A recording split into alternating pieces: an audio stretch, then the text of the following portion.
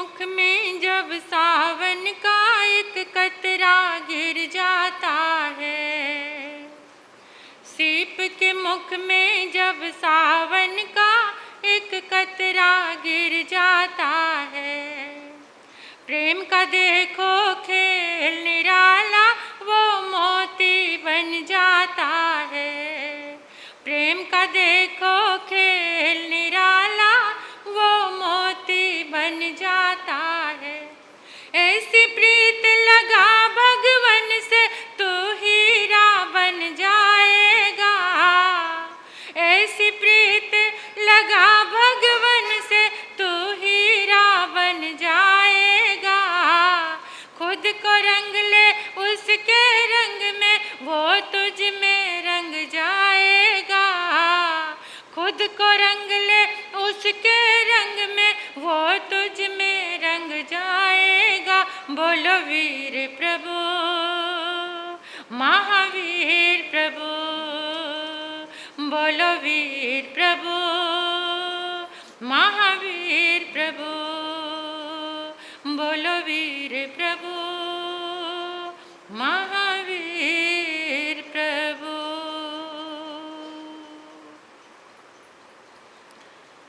जिंदगी में हमें जब कोई व्याधि होती है, बीमारी होती है, कोई रोग होता है, तो किसके पास जाते हैं?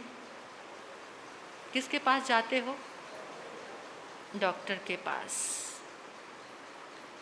डॉक्टर आपको कुछ दिनों का जैसी जैसी बीमारी होती है वो ट्रीटमेंट देता है, 8 दिन का, 10 दिन का, 15 दिन का। कोई ज़्यादा खतरनाक बीमारी है तो लंबा इलाज चलता है। और एक दिन ऐसा आता है कि डॉक्टर की दवा काम नहीं करती, तो उस समय डॉक्टर आपको एक बात कहता है कि भगवान से दुआ मांगो। क्या कहता है डॉक्टर?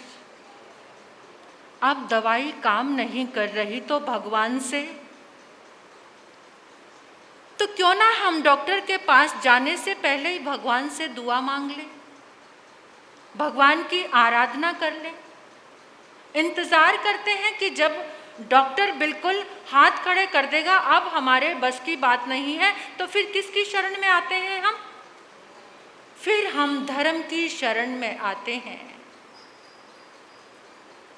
हमारे महापुरुष आचार्य कहते हैं कि पहले ही तुम धर्म की शरण लेकर डॉक्टर के पास पहुंचो। जाना ठीक है, ये एक सेटिस्फेक्शन है कि हमें डॉक्टर के पास जरूर जाना है क्योंकि हमारा ज़्यादा विश्वास वहीं पर है।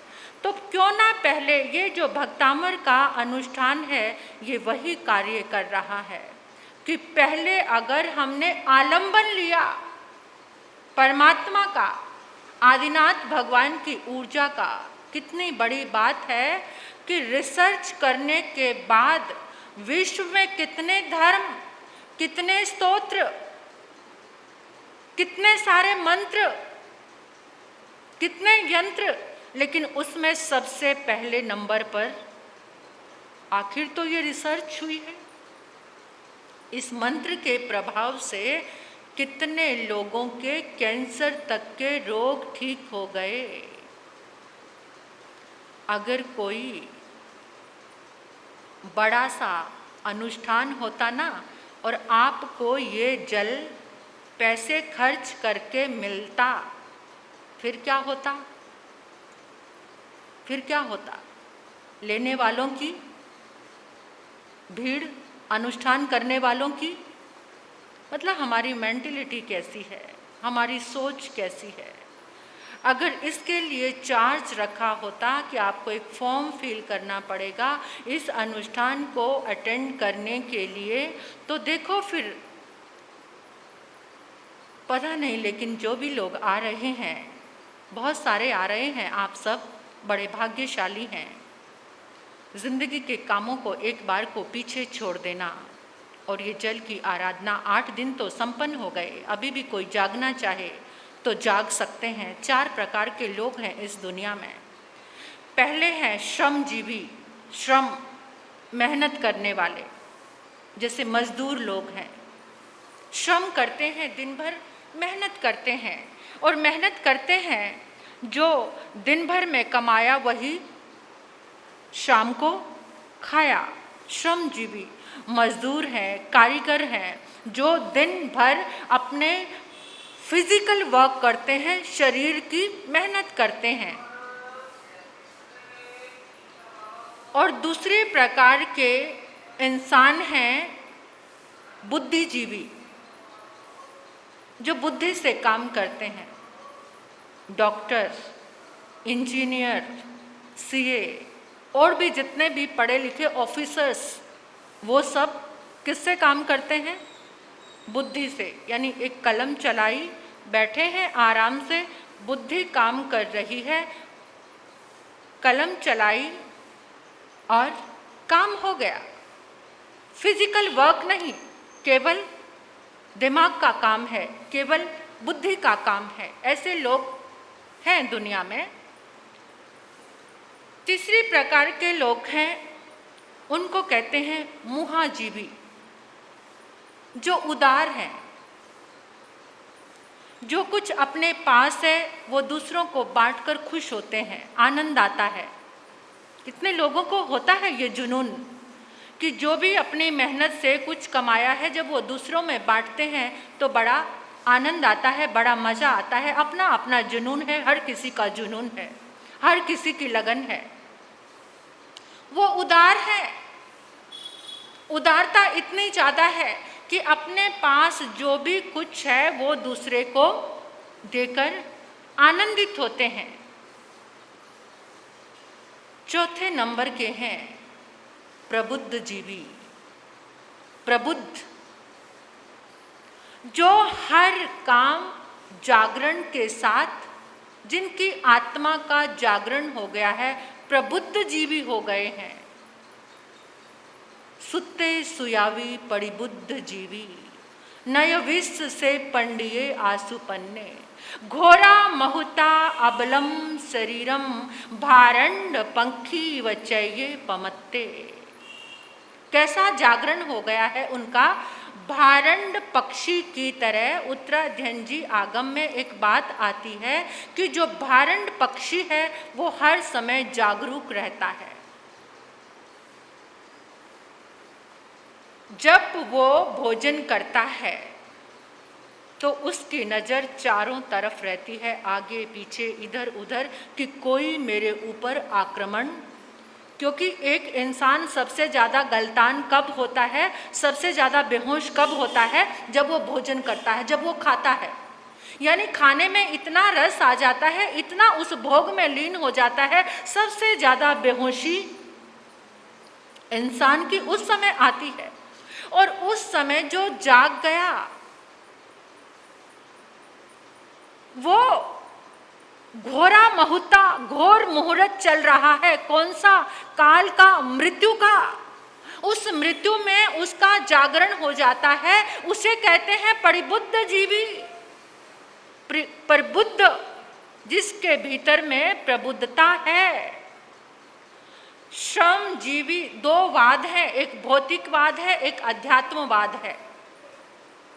मैंने कुछ दिन पहले एक 12 भावनाओं का एक क्रम शुरू किया था, फिर कुछ ना कुछ ऐसे बीच में आता गया। तो उस समय एक भावना चल रही थी हमारी। कौन सी भावना? दूसरे नंबर की अशरण भावना। अशरण, दल बल देवी देवता, मात पिता परिवार, मरती बिरिया जीव को कोई ना राखण हार। यानी ये जो चीज़ें बताई ये सारी अशरण है, तुम्हें बचा नहीं सकती।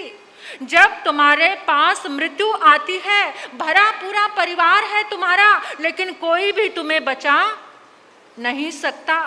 मृगों की डार जा रही है, मृग लाइन में कतारबद्ध चल रहे हैं। इतने में एक शेर आता है और पूरी डार के बीच में से, पूरी लाइन के बीच में से एक मृग को, एक हिरण को पकड़ लेता है, झपट लेता है, अपनी काल का ग्रास बना देता है, अपना शिकार बना लेता है। सब देखते रहते हैं, लाइन में खड़े हैं, सारे देख रहे हैं, लेकिन किसी के अंदर ताकत नहीं। बचाने की। ऐसे ही परिवार है, मौत रूपी शेर आता है, एक को पकड़ कर ले जाता है, लेकिन किसी के अंदर भी ताकत नहीं है बचाने की। कोई भी बचा नहीं सकता है। ये संसार का क्रम चल रहा है, अशरण भावना का चिंतन करो।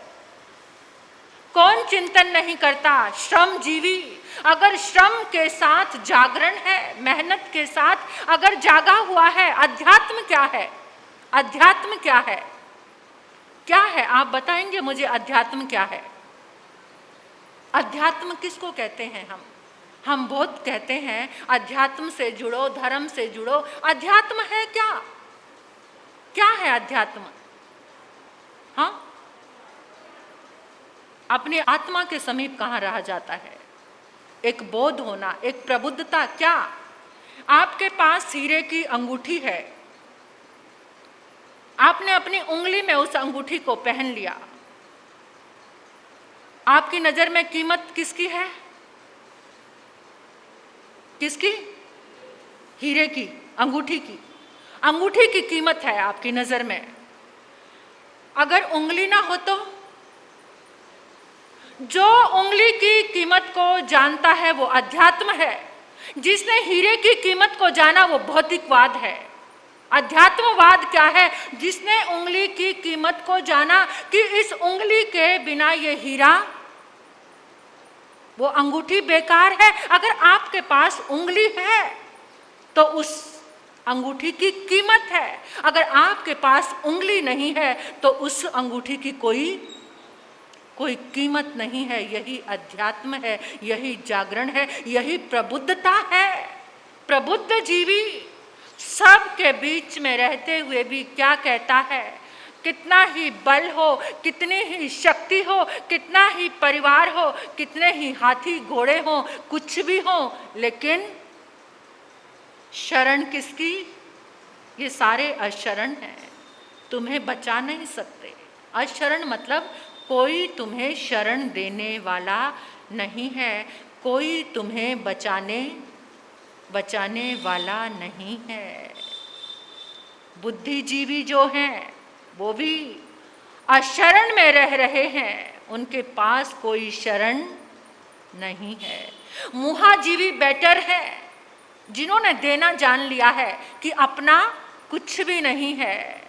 जो सोचता है ना तेरा है ना मेरा है, जग चिड़िया रैन बसेरा है। पत्ते झड़ रहे हैं पेड़ से, नीचे गिर रहे हैं, नए नए पत्ते पेड़ पर आ रहे हैं। वो नए पत्ते झड़ते पत्तों का बड़ा उपहास उड़ा रहे हैं, मजाक। अरे तुम कितने बेनूर हो, कितने सूखे, और गिरते गिरते भी आवाज कर रहे हो।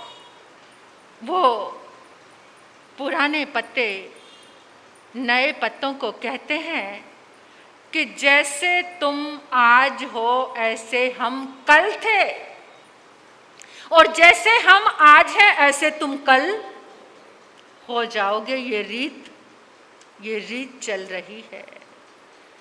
झरते पत्ते कहते ऐ वृक्ष चले हैं हम, फिर मिलना कब होगा। अंदर उठता सरगम, यहाँ आए कोई जाए, ये वृक्ष का गाना है। दुनिया में जन्म लेकर आखिर तो जाना है। वृक्ष कह रहा है उन नए पत्तों से भी और पुराने पत्तों से भी, ना तुम इठलाओ ना तुम शोक मनाओ, क्योंकि ये आवागमन तो चल रहा है। सबकी ऐसी ही स्थिति होनी है, जो आ रहा है उसे जाना ही पड़ेगा। जो मुहाजीवी है जो दे रहा है वो जान रहा है कि कुछ भी मेरा नहीं है। लेकिन जो प्रबुद्ध जीवी है वो क्या कहता है, ना तेरा है ना मेरा है, जग चिड़िया रैन बसेरा है। ना तेरा कुछ है ना मेरा कुछ है। परमात्मा कहते हैं कि सब कुछ करो, लेकिन जागते हुए करोगे तो प्रबुद्ध हो जाओगे। जागते हुए करोगे तो प्रबुद्ध हो जाओगे। आज हमें शिक्षा मिल रही है बुद्धिजीवी बनने की। बच्चों को भी यही शिक्षा दे रहे हैं, बुद्धिमान बनो, बुद्धिमान बनकर इतने पढ़ाई करो, इतने एजुकेशन लो और आगे बड़ा सा पैकेज लेने वाले इंटेलिजेंट ऑफिसर बनो। ऐसी सीख हमारी चल रही है। बुद्धिजीवी बना रहे हैं पर बुद्धिजीवी बनाने का कोई प्रयास नहीं है। भक्तामर की आराधना चल रही है, जिसका श्रवण करते करते कुछ तरंगे ऐसी होंगी जो आपको प्रबुद्ध बना सकती हैं। तो सभी को प्रेरणा देना, आप गुरनी मैया के मुखारविंद से आप श्रवण करेंगे।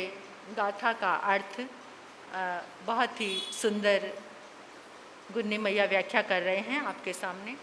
परम श्रद्धा, परम आराध्या, परम पूजनीय तपाचार्या परमात्म स्वरूपा गुरनी मैया के पावन पुनीत चरणार बिंदु में हृदय की अनंत अनंत आस्था के साथ अनंत अनंत वंदन समर्पित हो।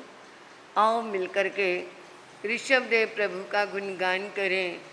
जिनका सहारा जिंदगी में मिल आ गया तो वो जिंदगी कभी बेसहारा नहीं हो सकती। ये एक भक्ति का नज़ारा है। श्री ऋषभदेव जी के चरणों में मैं नित्य उठ शीश झुकाता हूँ। श्री ऋषभदेव जी के मैं नित्य उठ शीश,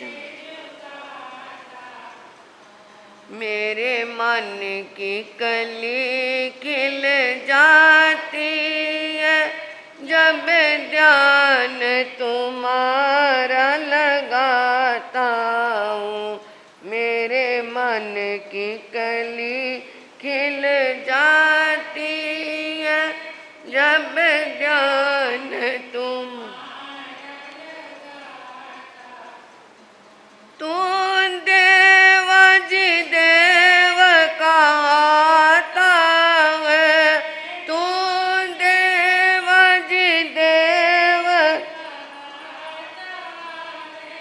भक्तों के लिए सुखदा, भक्तों के लिए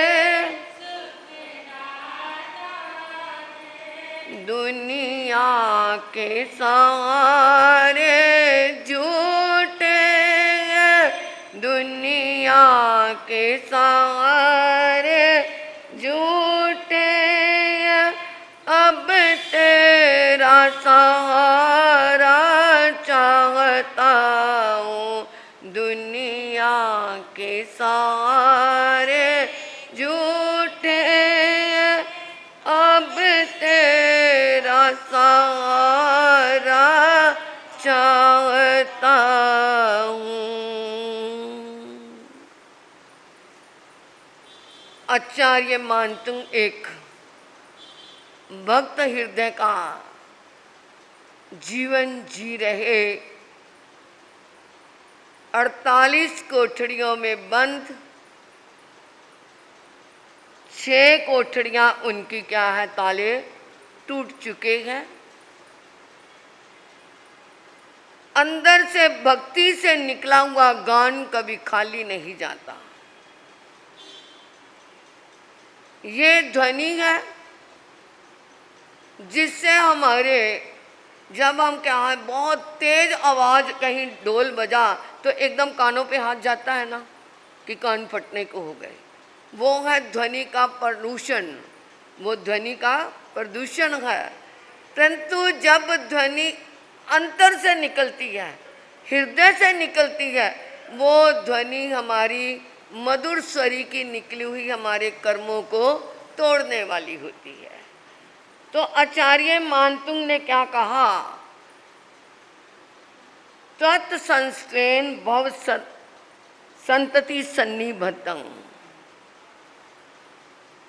तत्संस्त्रेण आपकी सम्यक प्रकार से, संग मतलब सम्यक, दिल से हृदय से जुड़ी हुई सत्वन यानी स्तुति, वो क्या करती है? भाव सन्निबद्धं, भाव संतति सन्निबद्धं। भाव यानी जन्म जन्म की संतति, संतति होती है जिससे क्या है, आगे की आगे, आगे की आगे क्या है? परंपरा, परंपरा वैसी बनती जाए। सन्निबद्धं जो अच्छी तरह बंधी हुई है, यानी कि ये जीव आत्मा जो जन्म जन्म से पापों के क्रम से सन्निबद्धम एकदम क्या है? बंधी हुई है। औरत कोई बंधे हो सकती है, पुरुष नपुंसक हो सकता है, परंतु पाप कभी बांझ नहीं होते। वो एक के साथ दूसरा, दूसरे के साथ तीसरा, तीसरे का चौथा, पाप के साथ पाप सन्निबद्ध मिलकर के बंद करके संतति के रूप में आगे बढ़ते रहते हैं। परंतु पापं स्नात शैम उपेति, वो पाप कौन बोल रहे हैं? आचार्य मान तुंग। ये नहीं उन्होंने कहा कि ये प्रभु मुझे इन बेड़ियों से छुटकारा दिला दो, ए प्रभु मुझे इन जेल से बाहर निकाल दो, देखो मेरे कैसे शरीर में से खून बह रहा है, कैसे मेरे क्या हाथ पैर छिल गए हैं। परंतु नहीं, उन्होंने कहा जो मेरे परंपरा से बंधे हुए कर्म जो अच्छी तरह बंधे हुए हैं, वो क्या है? वो उस स्तुति से पापं स्नात क्षय मुपेति, क्षण भर में क्षय को मुपेति प्राप्त हो जाते हैं जब आपकी स्तुति अच्छी तरह की जाती है। यानी भक्तामर का सारा सार बता दिया कि भक्तामर पढ़ने से क्या है? जब भक्तामर हृदय से पढ़ा जाएगा, बुद्धि से नहीं, हृदय से पढ़ा जाएगा, भावनाओं से पढ़ा जाएगा, तो हमारे जो भाव के कर्म है, जन्म जन्मांतर से जो परंपरा से बंधे हुए आ रहे हैं कर्म, वो क्या हो जाएंगे? क्षण मात्र में ही प्रभु की स्तुति करने से क्षणात, एक क्षण में ही क्षय, क्षय मतलब खत्म, मुपेति प्राप्त हो जाएंगे। यानी हमारे जो कर्म है क्षण भर में ही क्षय हो जाएंगे। शरीर बाजाम किसके? जो शरीरधारी जीव हैं, चाहे वो केंद्रीय हैं उनका भी शरीर है, चाहे वो पचिंद्री हैं उनका भी शरीर है, मनुष्य हैं उनका भी शरीर है। तो जो शरीरधारी जीवों के कर्म बंधे हुए हैं, वो अपने आत्मा से, हृदय की संवेदनाओं से, भावावेश में आकर के जो प्रभु से जुड़ कर के स्तुति करते हैं, वो क्षण मात्र में ही खत्म होते हैं। कैसे? आक्रांत लोक मलि नील मशेष माशु, जैसे अली नील यानी जो भमरा है काले रंग का होता है, काले रंग के भमरे के समान अमावस की रात्रि में घोर अंधकार छाया हुआ है। मशेष माशु यानी पूरी तरह जहाँ पर क्या है, कोई भी जगह खाली नहीं जहाँ अंधकार ना हो। परंतु क्या होता है? सूर्यांशु बिन्वीत शार्वर मंदकारम, उस शार्वर यानी रात्रि के अंधकार को दूर करने के लिए सूरज की एक ही किरण काफी है। रात में क्या है? अमावस की रात्रि, जैसे भमरा काला होता है, ऐसा कालीमा ही कालीमा, चारों तरफ अंधेरा ही अंधेरा छाया हुआ है। परंतु सूरज को मतलब उस अंधेरे को दूर करने के लिए 2 घंटे 4 घंटे 10 घंटे नहीं चाहिए। सूरज की एक किरण ही सुबह निकलती है और अंधकार क्या हो जाता है?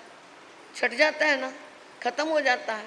इसी तरह ही हमें ये क्या है, दिल से अगर हमने प्रभु की स्तुति कर ली तो हमारे भी भव संतति सन्निबद्धं, जो परंपरा से जन्म जन्म से हमारे साथ जो कर्म बंधे हुए हैं, उनको क्या है, प्रभु की स्तुति वो फल की इच्छा से नहीं, प्रभु के गुणों का गान करने की इच्छा से करेंगे तो वो सूरज की किरणों का रूप हो जाएंगे और वो हमारे पापों का अंधकार क्या हो जाएगा? छट जाएगा। ये हमारी थी 7वीं गाथा। और कल हमने कर नहीं पाए। और आज क्या है, 8वीं गाथा संक्षेप में कर देती हूँ। मतवेति नाथ तव संस्वनम वेद मी येद, यानी ये जो संस्वनम है सम्यक प्रकार से किया हुई स्तुति जो है, मतवेति नाथ, हे नाथ मान लिया, मतवेति मान लिया, नाथ आपको मैंने। अभी तक तो वो क्या थे, पहले ईगो में थे, मैं स्तुति करूँगा ही करूँगा। फिर है आपकी क्या है, थोड़ा सा परिचय बना, ईगो खत्म हुई आचार्य मानतुंग की, और उन्होंने प्रभु के साथ अपना नाता जोड़ना शुरू किया। अब वो क्या है, परिचय में आ गए और परिचय के साथ संबंध जोड़ लिया। क्या कहा, हे नाथ, मतवेति नाथ, हे नाथ, जिसको नाथ ही बना लिया, फिर कमी क्या रह गई।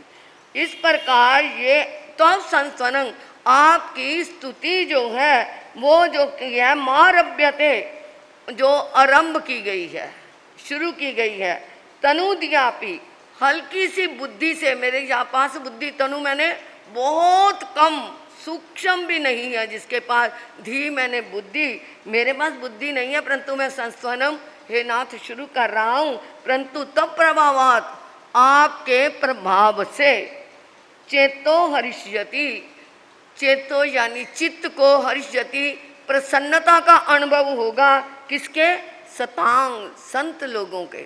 संत लोग, ये जरूरी नहीं कि ये बाना पहनने ही संत हैं, जिनकी आत्मा संतत्व को प्राप्त हो गई है, जिनकी आत्मा सम्यक दृष्टि को प्राप्त हो गई है, मिथ्यात्व से बाहर निकल गई है, उन संतों का, जो क्या है मिथ्यात्व के घेरे में ही पड़े हुए हैं, उनकी नहीं, जो सम्यक्त्व रूप में आ गई हैं, उन संतों के हृदय को प्रसन्नता देने वाली ये स्तुति होगी। कैसे, परंतु होगी आपके प्रभाव से, तब प्रभावात, आपका प्रभाव होगा तब होगी। कैसे आपके प्रभाव से ये मेरी स्तुति आगे बढ़ेगी, कि जैसे मैं बताती हूँ कि ओस की बिंदु कमल की पत्तियों के ऊपर गिरती है, या घास पे आपने कई बार देखा होगा, या पेड़ों पे आपने देखा होगा, तो वो क्या होती है, वो बूंद ओस की गिरी, जो ही थोड़ी सी धूप चमकती है तो वो बूंद कैसे लगती है, जैसे क्या पड़ा है, मोती पड़ा हुआ है, दूर से वो मोती चमकता नजर आता है। वो कैसे है, पहले तो वो बूंद पानी की थी, ओस की थी, और पत्ते के ऊपर ही थी, परंतु जो ही वो किरण का उसके ऊपर वो चमक पड़ी, लश्कारा पड़ा, वो मोती की तरह चमकने लगी। इसी तरह ही ए प्रभु, जैसे वो सूर्य की किरण से वो मोती की तरह चमकती है, इसी तरह ही आपके प्रभाव से ये मेरी स्तुति भी क्या होगी, संत पुरुषों के हृदय को प्रसन्नता देने वाली होगी। परंतु कब, जब आपका प्रभाव होगा।